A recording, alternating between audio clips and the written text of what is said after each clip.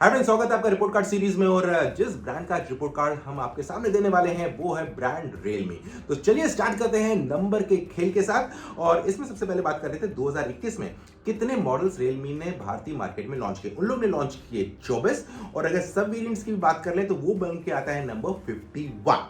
वहीं अगर हम 2021 से इसकी तुलना करें तो 2021 में लोगों ने लॉन्च किया था 25 मॉडल, यानी कि एक मॉडल इस साल कम लॉन्च किया है, जो बन के आता है -4%। और वहीं अगर वेरिएंट्स की बात कर ले तो उन लोग ने 50 मॉडल 2021 में लॉन्च किए थे, जो बन के आता है, जो जंप आई है 2%। मॉडल्स में एक कम किया, वेरिएंट्स में एक इंक्रीज कर दिया, यानी कि नेट प्रॉफिट कुछ नहीं, जीरो। तो बेसिकली ये नंबर। और अब बात कर लें कि किस प्राइस सेगमेंट में उन लोग ने क्या लॉन्च किया। अंडर 15,000 के सेगमेंट में उन लोग ने 16 डिवाइसेस लॉन्च किए, जो 31% बन के आता है उनका शेयर। वहीं अगर 15 से 25,000 की बात कर लें तो उधर उन लोग ने 20 डिवाइसेस लॉन्च किए, जो बन के आती है 39% डिवाइसेस।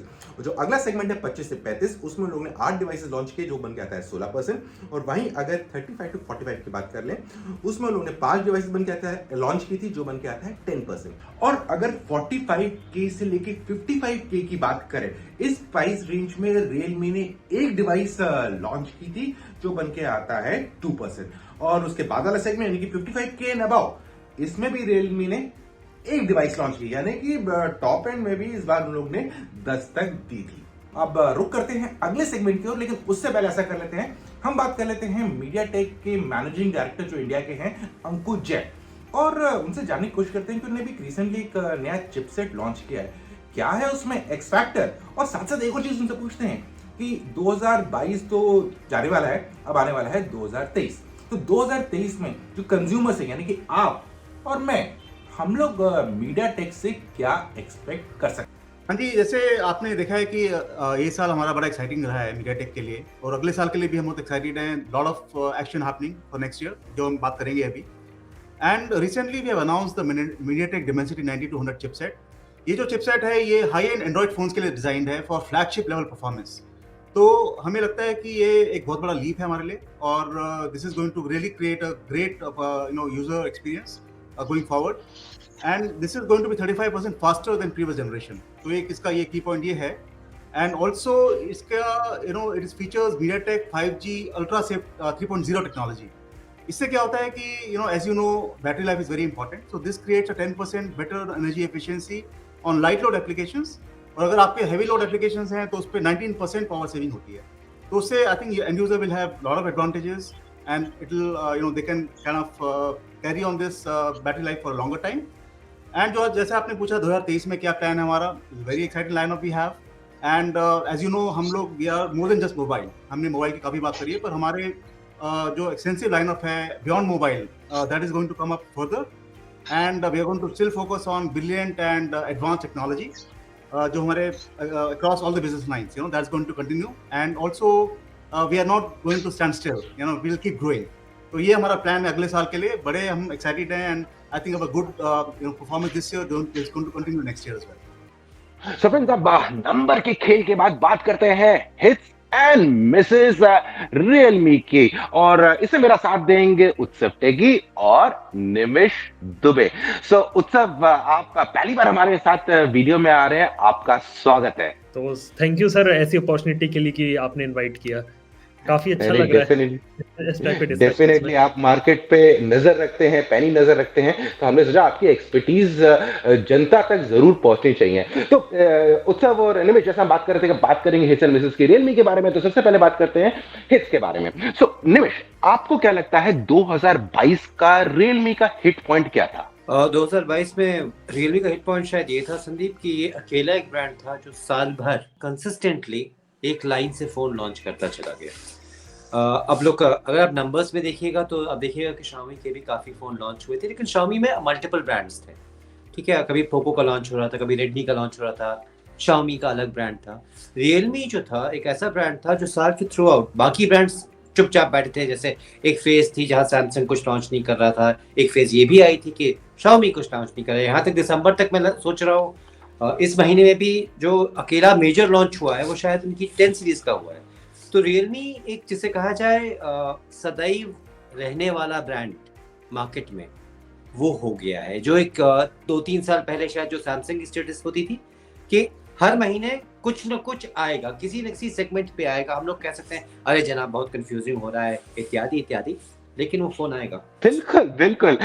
उत्सव, आपको क्या लगता है कि इस साल रियलमी का स्ट्रॉन्ग पॉइंट क्या था? एक तो मेरे को लगता है कि उनके जो 5G डिवाइसेस थे ना, वो क्योंकि काफी सारे 5G डिवाइसेस कर दिए थे, मतलब 15,000 के ऊपर एक या दो डिवाइसेस को छोड़ के सारा का पूरा जो सेगमेंट था ना, मतलब पूरा मार्केट उन्होंने 5G वाला कर दिया था कि 5G में ये करना है, 5G में वो करना है। और इवन अगर आप देखेंगे जब एयरटेल जियो लाए थे तो सबसे पहले इन्होंने ही बोला था कि हमारे फोन में इसका 5G चलता है। अपडेट भी शायद इन्हीं के फोन में पहले आया था। तो वो एक चीज लगी और कंज्यूमर को थोड़ा अट्रैक्ट किया कि 5G चाहिए, फ्यूचरिस्टिक डिवाइसेस चाहिए, तो शायद रियलमी वगैरह के पीछे आ सकते हैं। तो ये चीज थी। और एक जो फेवरेट फोन मेरे को जो रियलमी का इस साल लगा था ना, वो था 9 Pro Plus। वो मतलब काफी एक अच्छा फोन उन्होंने बनाया था। बस बात ये है कि जब वो फोन डिस्काउंट में आया ना, तब वो बहुत बिका था। अभी जब बिल्कुल बिल्कुल, एक प्राइस करेक्शन आ गई उसमें। सो उस सब निवेश, मुझे लगता है कि जैसे आपने भी निवेश आपने बोला कि साल भर उन्हें फोन लॉन्च किया, ये डेफिनेटली उनकी यूएसपी लग रही, क्योंकि ऑन एन एवरेज देखा जाए तो हर महीने ऑलमोस्ट 3 से 4 फोन उनके लॉन्च हो रहे थे। और ऐसा भी नहीं हो रहा था कि जैसे हमने वीवो में जिसके बारे में बात की थी कि एक ही महीने में 8 फोन लॉन्च हो गए, 6 फोन लॉन्च हो गए, तो कंफ्यूजन इतना ज्यादा नहीं हो रहा था। लिमिटेड नंबर्स ऑफ फोन आ रहे थे, 4 से 5 मॉडल्स आ रहे थे, वो कंटिन्यूटी मेंटेन हो रही थी। और दूसरा चीज मुझे लगा कि जो उन्हें 2021 में स्ट्रैटेजी थी ऑलमोस्ट कि डिवाइसेस की इतना पोर्टफोलियो हम रखेंगे, इतने डिवाइसेस लाएंगे, वो इस साल भी कंटिन्यू हुआ।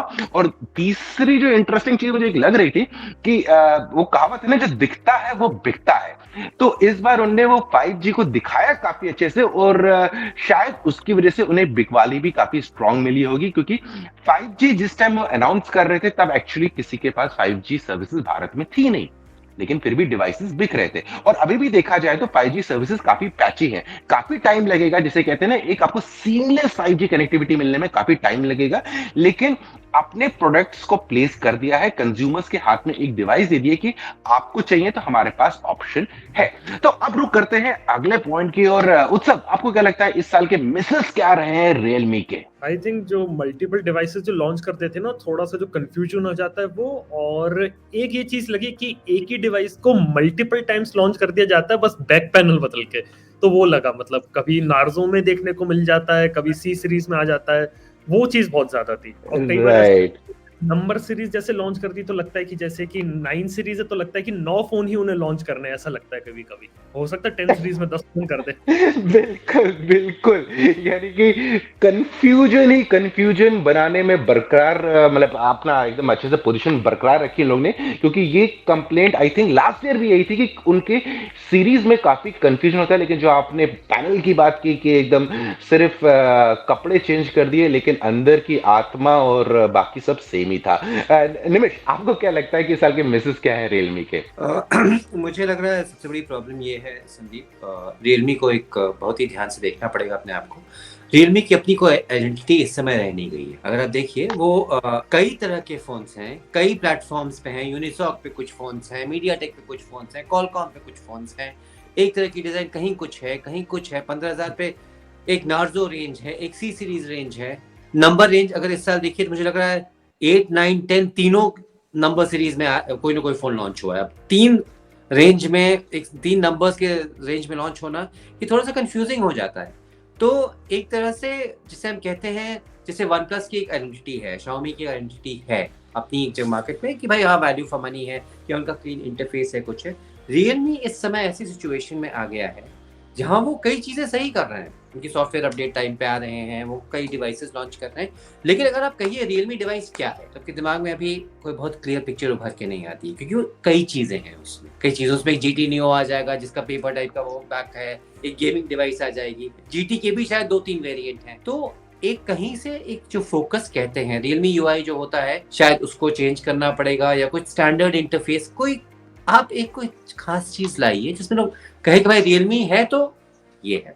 इस समय रियलमी है तो सब कुछ है भाई जनाब। वो वैसी दुकान है जिस दुकानदार के पास सब कुछ है, लेकिन आपको पता नहीं उसके पास क्या है, क्योंकि उसके पास सब कुछ है। बिल्कुल बिल्कुल निमिष, और मुझे भी ये लगता है कि इस साल रियलमी अपनी एक पहचान बनाने में असमर्थ रहा है। और ये अभी से नहीं है, पिछले 2-3 साल से हम देख रहे हैं कि चलो पहले 2 साल हमने सोचा कि उनको मार्केट को फ्लड करना है या अपने प्रेजेंस फ्लड करवानी है, लेकिन उसके बाद ये अपनी छाप नहीं छोड़ पा रहे हैं।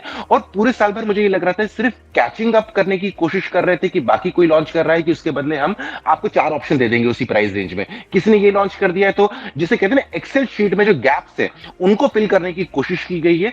ऐसा नहीं बनाया गया कि ये हमने लॉन्च किया है और इससे हम आपका क्या प्रॉब्लम सॉल्व कर रहे हैं। प्रॉब्लम सॉल्विंग की बजाय उन्हें नंबर पे ज्यादा फोकस किया है कि नंबर्स दिखने चाहिए कि हमने ये लॉन्च कर दिया, वो लॉन्च कर दिया। और दूसरा मुझे लगा कि जो 5G के बारे में उनने जो पॉजिटिव पॉइंट भी था मेरे हिसाब से पहले कि उन्हें 5G का दिखा दिया हमारे पोर्टफोलियो है, मार्केटिंग का कमाल कहिए या फिर सोशल मीडिया का कमाल कहिए, जिसकी वजह से उनको काफी अटेंशन मिला। लेकिन मुझे ये भी लगा कि उनने उसमें भी कोई यूनिकनेस नहीं दिखाई। वो सभी कह रहे हैं कि हमारा फोन 5G रेडी है, और हम सब जानते हैं 5G खाली स्पीड नहीं है। स्पीड तो टेकन फॉर ग्रांटेड है कि आपको 5G जब अच्छे से इंप्लीमेंट होगा 5G आपको मिलेगा, लेकिन आपने अपनी तरफ से कोई ऐसा केस स्टडी लाया या फिर कोई ऐसा सोल्यूशन ला रहे हैं 5G के लिए कि कंज्यूमर्स का जिससे फायदा हो, एनीथिंग लाइक दैट? क्या आपने गेमिंग को लेके फोकस कर रहे हैं कि हम इसमें ऐसे टूर्नामेंट्स करेंगे? एनीथिंग, ये मैं रैंडमली सोच रहा हूं, लेकिन अगर उस पर करते तो शायद उस साल के एंड तक उनका एक यूएसपी बन जाता है, क्योंकि जो उनके सीईओ हैं या बाकी टीम मेंबर्स हैं 5G के बारे में काफी बोल रहे थे, लेकिन 5G का एक ऐसा सोल्यूशन जो लोगों के ऊपर इंपैक्ट क्रिएट कर सके या उनके दिमाग में याद रहे, वो मिसिंग था। तो फ्रेंड्स, अब रुक करते हैं अपने अगले सेगमेंट की ओर, जहां हम बात करेंगे top 3 smartphones of Realme in 2022। So friends, हमारे हिसाब से नंबर 3 पे है Realme 10 Pro Plus। खास बात उसकी थी कर्व डिस्प्ले, जो ऐसा लग रहा है कि नेक्स्ट ईयर काफी डिवाइसेस कर्व डिस्प्ले पे शायद एक्सपेरिमेंट करेंगे। और इसके अलावा ये जो फोन थे साल के एंड में आए, लेकिन अपना इम्पैक्ट जरूर क्रिएट कर पाए। और एक और चीज, ये जो फोन भाई साहब थे, ये Android 13 out of the box आए, और अच्छी बात है, लेकिन थोड़ा सा ब्लोटवेयर इसमें ज्यादा था। बहुत सारे लोग इसमें शिकायत भी कर रहे थे कि ब्लोटवेयर ये है, लेकिन जहां तक हमने देखा है कंज्यूमर्स को वैसे इतना ज्यादा फर्क नहीं पड़ता है, लेकिन जी हाँ, ब्लोटवेयर काफी था। निमिष, नंबर 2 पे कौन सा फोन होगा? और नंबर 2 पे मैं कहूँगा साल के बीच में लॉन्च हुआ था Realme GT Neo 3, और ये जुड़वा भाई था शायद OnePlus 10R का, कुछ लोगों के अनुसार। दोनों में सिमिलैरिटी काफी थी, लेकिन सिमिलैरिटी अच्छी तरह से थी, क्योंकि इसका दाम जो था ये 35,000 रुपये के आसपास था, डिस्काउंट के बाद 30 के आसपास तक आ गया है। और 150 वॉट चार्जिंग थी, अलग सी डिज़ाइन थी। Realme की GT डिज़ाइन हमेशा थोड़ी सी कैची, आई कैचिंग रहती है, तो काफ़ी अलग सी डिज़ाइन थी, स्टैंड आउट थी। अच्छा डिस्प्ले था, अच्छा कैमरा था, जो कि Realme में इस साल थोड़ा सा उनका कैमरे का फोकस हल्का सा हिला है, लेकिन यहाँ अच्छा कैमरा था। तो स्टैंड आउट डिज़ाइन थी, फास्ट चार्जिंग थी, अच्छा प्रोसेसर था, अच्छी परफॉर्मेंस थी, और दाम बहुत कम्पेटिटिव था। तो मैं कहूँगा सेकंड नंबर पे Realme GT Neo 3 जाएगा। परफेक्ट। सो उत्सव, अब आपकी बारी। नंबर 1 पे कौन सा फोन है? Realme का 9 Pro Plus नंबर 1 है। देखो, बेसिकली जो फोन था ये साल की शुरुआत में लॉन्च हुआ था, और फोन के अंदर कुछ ऐसी चीज थी जो इस सेगमेंट में हमने कहीं नहीं देखी थी, जैसे कि सोनी का IMX766 सेंसर विद OIS के साथ, जो OIS आमतौर पर हमें 20-25 हजार के फोन में अभी तक भी देखने को नहीं मिल पाया है। इसके साथ ही Dimensity 920 प्रोसेसर था, 60 वॉट की चार्जिंग दी गई थी, 90 हर्ट्ज का AMOLED स्क्रीन थी, और फोन भी पतला था, स्लिम था, लोगों को काफी पसंद आया था। हालांकि फोन तब लोगों को ज्यादा पसंद है जब इसके ऊपर मैसिव डिस्काउंट्स और ऑफर्स आए थे, और जो दिवाली सेल होती है ना, उसके अंदर लोगों ने इसे खूब लेना पसंद किया था, और ये फोन काफी सही रहा यहाँ पे Realme की तरफ से। जी बिल्कुल। उत्सव, एक को चलते आपसे एक को सवाल पूछ लेते हैं, आपका आउटलुक क्या है Realme के लिए 2023 के लिए? आउटलुक मतलब क्या कर सकती है Realme? जी, क्या उम्मीद लगाए हम लोग? मेरे को लगता है कि शायद जैसा अभी कर रहे थे शायद वही करेंगे। बहुत सारे फोन्स लॉन्च तो करेंगे, लेकिन इस बार शायद देखेंगे डिजाइन में और क्या नया खेल खेल सकते हैं। और एक चीज है Realme के साथ कि हर प्रोसेसर के साथ उन्हें फोन निकालना है, तो शायद Qualcomm MediaTek जैसे कोई प्रोसेसर लाए, शायद Realme पहला ऐसा ब्रांड बने जो उसके साथ एक फोन निकाले। हर बार की ये कहानी रहती है Realme की। जी। निमिष, आपको क्या लगता है, आपका आउटलुक क्या है 2023 के लिए? संदीप, ये एक कंपनी जिसके बारे में मैं कुछ बोल ही नहीं सकता हूँ, क्योंकि ये सब कुछ करने में सक्षम, और दिखाया है कि कैमरा स्पेसिफिक फोन निकाल सकते हैं, गेमिंग स्पेसिफिक फोन निकाल सकते हैं, बजट फ्लैगशिप निकाल सकते हैं, प्रीमियम फ्लैगशिप निकाल सकते हैं, यूनिसॉक का फोन निकाल सकते हैं। जनाब, क्या नहीं कर सकते हैं? तो मैं तो कहूँगा ये सोचना चाहिए क्या नहीं कर सकते हैं। बिल्कुल निमिष निमिष उत्सव मुझे ये भी लगता है कि अगर जैसे मैं आपको पहले अपना पॉइंटर बताया था कि उनका नेगेटिव पॉइंट कि ऐसा लग रहा था पूरे साल कैचिंग अप कर रहे थे, अगर इस साल के पहले क्वार्टर में उनने पूरा बैठ के टीम ने एक मंथन करेंगे कि हम कैचिंग अप नहीं करेंगे, तो मैं बहुत कुछ एक्सपेक्ट करता हूँ रियलमी से जो वो कर सकते हैं।